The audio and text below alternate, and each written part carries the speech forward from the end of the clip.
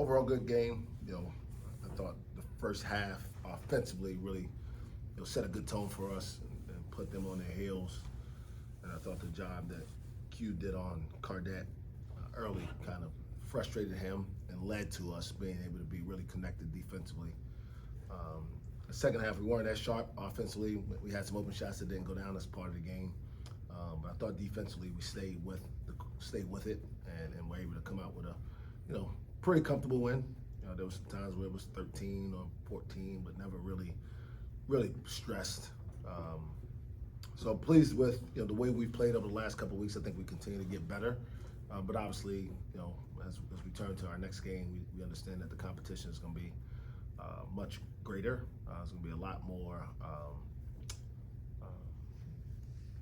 need for intentional preparation and practicing and understanding the level of urgency that we got to play with, and I think our guys are ready for it. Cardette came in averaging 18, I think. Q holds him to 5. Where's your confidence level with Q right now going against guys like that? I mean, there's an argument to be made. He's our most important player.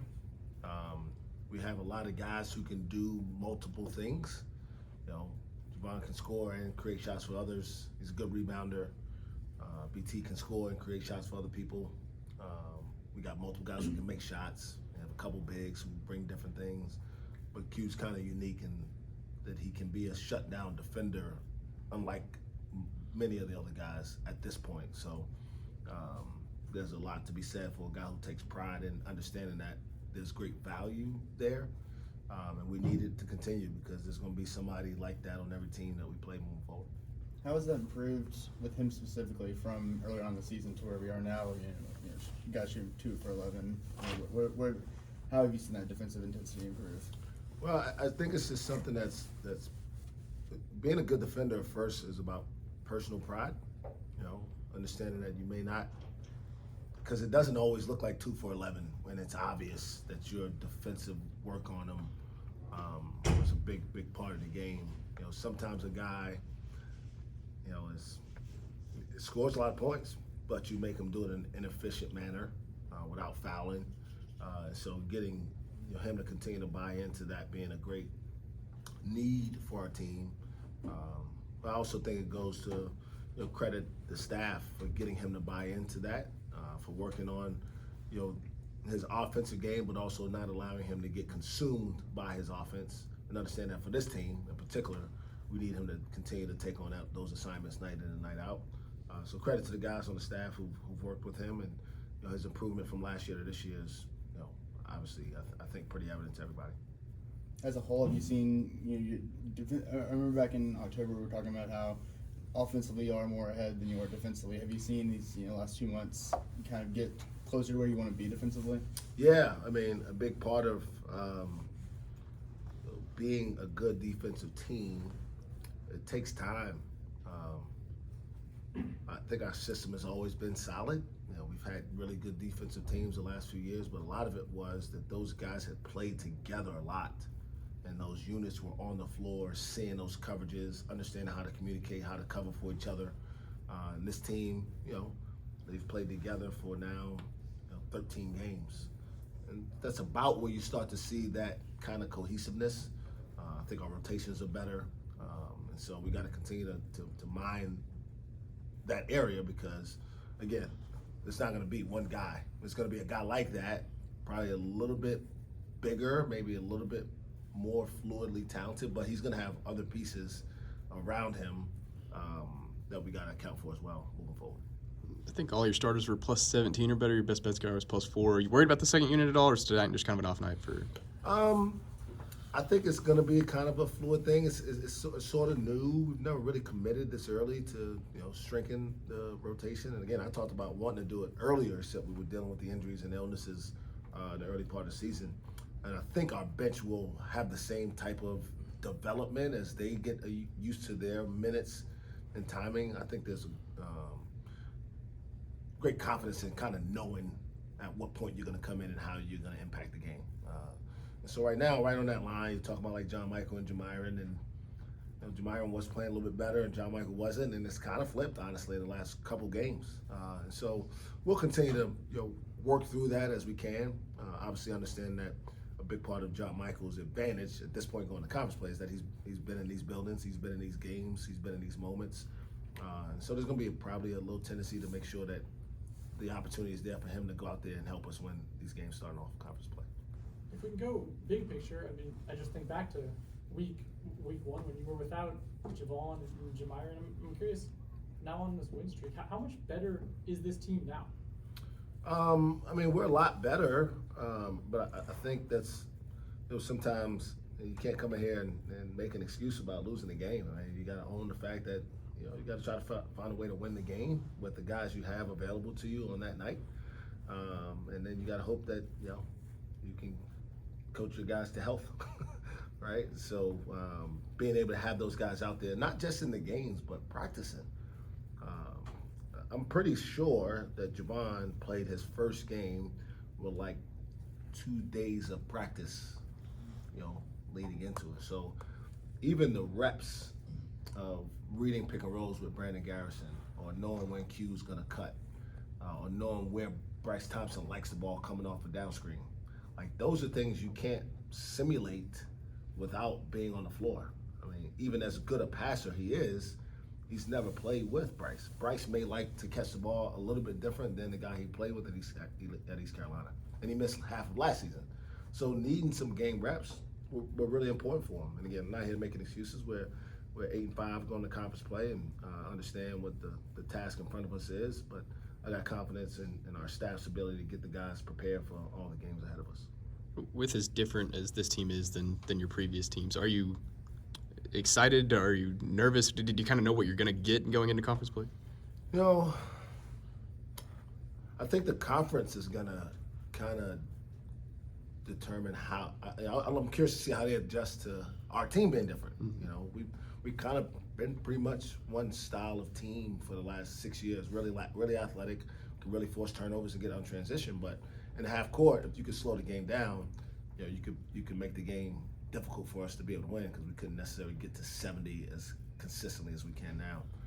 And now, offensively, we're able to put more guys on the floor that can space it and make shots. And so I think it'll be interesting to see how some of the coaches in the league adjust to the way we're playing differently as opposed to us changing. We are who we are at this point, 13 games in, and most of the teams are who they are. And now it's a matter of once the game starts, if we're making shots with certain guys in the game, do we continue to be able to do that, or do they take them away? Do they kind of shut guys down and we have to play more two-man basketball? Or do we have to make sure that we have enough shooting out there to continue to keep the balance of offensive in our favor? This is Eric's 8th time in double figures. He hasn't necessarily taken over a game or anything, but what has made him so consistent early on?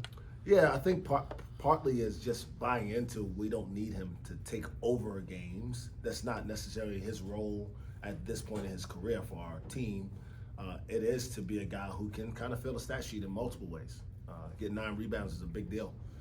I'm always on him about that's where I look first in terms of his engagement with the game. Because when he rebounds defensively, which I think all 9 of his rebounds today were on the defensive end, it gives us a chance to have a different look in transition. The 6'8", 225-pound guy who's attacking with Bryce and Javon running the wings, who are normally ball handlers. And for the most part, he's a pretty good decision maker and passer. So gives us the versatility that we talked about before, we haven't had before at that position. So I'm proud of him. I know it's going to be a little different for him even, and Brandon going into Big 12 for the first time, but we got a couple of days to get him ready and prepared to go out there and compete. Next 2 or 3 months, like I said, playing in the best conference in the country, really no off nights, there's no bad teams per se. Is that something that you and your coaching staff kind of talk with the young guys and the old guys? That's something that y'all kind of harping about, every game matters, every game, you can get beat any night? Yeah, not just game, right? Every half, every 4-minute segment, every possession, every rebound, every block out, it's all with a heightened sense of urgency. I think part of the reason the league has been as good as it's been is because of the balance from top to bottom. I've said this before, and I know Coach Huggins isn't at West Virginia anymore, but I've been a coach in the league 6 years, and his teams finished last, I think, 2 of the years, maybe 3, and that dude's a Hall of Famer. That's how competitive the conference has been and will continue to be, and going to continue to get stronger as we move into next year. But the thing that I want our guys to understand is just to embrace the opportunity, not get bogged down by the pressure of playing against great competition, but I want them to enjoy it also. I don't want them to be lost on the fact that there are a lot of people that would want to trade places. That would think they want to trade places with them, and so I want them to enjoy the opportunity to see what they're made of against some of the best coaches and teams and venues in all the country. You guys made a substantial leap in 3-point shooting this year. How much of that is just getting the players that can make shots, and how much of that is coaching? It's all coaching, isn't it? When we don't make shots, it's coaching. So, right? No, it's always about players, man. Like at the end of the day, in 6 years, we've had a good level of success, but a part of the reason we haven't had more consistent success is we haven't shot the ball consistently better. And so I think the staff doing a good job of identifying guys who can maybe not look the same defensively, but still be effective, but also give us a little bit more offensive ability was something that we were really intentional about in the offseason. And it starts with having a really good point guard who guys can buy into finding them in rhythm, and then everybody else kind of accepting their roles from there. So it's a combination of having the right talent, but then also the staff putting together good game plans and putting them in good positions to get the shots that they can make. Is that something you expected going into the year? Because Javon said that when he was recruited, it wasn't, top of the list of why you recruited him. And I don't know about Jarius, but he's one of your lights out shooters, and Bryce too. Did you know that it was going to be a big jump in 3-point shooting? We needed to make a big jump in 3-point shooting. I've never really hid from anything. It's been a problem. It's been something that's cost us, some games, maybe opportunities to participate in the postseason tournament. Is having nights where we just didn't make shots, and you want to make sure you have as many opportunities to put guys out there you're confident in that can make them. And so Javon that wasn't priority A for him. For him, it was somebody who could run our team and set other guys up while also being able to score himself. We knew he could shoot, but we needed him to be a kind of fire starter or domino starter to where the gravity of the game flows because of what he's able to do, and then he's able to get other guys like Jarius, like Connor, like John Michael, like Bryce, open shots, and those guys and John Michael and Bryce have proven when they can get open shots, they can make them, and so making sure we have somebody that can get the ball is really, really important to us. What do you expect from Baylor on Saturday, if you've done any preview?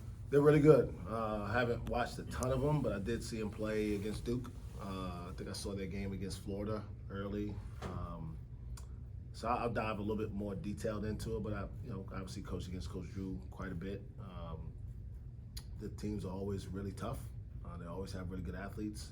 From probably have the freshman of the year in the league right at this point, going into conference play. Jacoby Walter was playing as well as any freshman in the country. And then they got some experienced bigs who've been around for a while. So I expect a team that's going to be tough to score on, going to rebound the ball well, and going to test our defensive principles in a way that our guys will have to play with a great sense of urgency to get the job done. With the way the season started, how big could getting off to a good start in Big 12 play be for you guys? Yeah, it certainly won't hurt to get off to a good start, right? But you got to kind of take it game by game, and there's an ebb and flow to conference. I believe Baylor started 0-3 last year, maybe in conference. We don't want to do that. I'm not trying to do that. But you can't get caught up. It's a long road, man, and so you got to try to block out the noise when you're in your valley, and everybody in the league will be in a valley at some point. I think Kansas lost 3 games in a row at some point during conference play last year. It's just the nature of going through the grind of the league, where you look up and the next opponent feels like it's difficult, not more difficult than the one you just played. So staying in the moment, like I talked about with our guys, like we just need to focus for 48 hours on preparing for Baylor. When that game's over, we need to forget about it, no matter how it went. And we can't worry about a streak. We just got to try to prepare the next day to be our best. Anything else for Coach? I think you guys only had 4 points from mid-range jump shots. Correct me if I'm wrong, I'm assuming that's by design. I haven't, gone into every shot chart of every game of your career at OSU, but is that something you've embraced recently? Is that something you've always kind of done, or? Yeah, we tried to start getting away from it last year. Personnel dictated that wasn't probably going to happen as well as it can happen now. But yeah, it's a big part of how we coach this group. Just the quality of the shot we take, and we've really invested a lot into the analytics of the game, particularly in the last 2 years, but even more so this past summer, and how we feel like we need to design our offense, but also our roster to be more successful consistently throughout the season. And I think our offensive numbers reflect that that's been a positive experience for us. Appreciate you.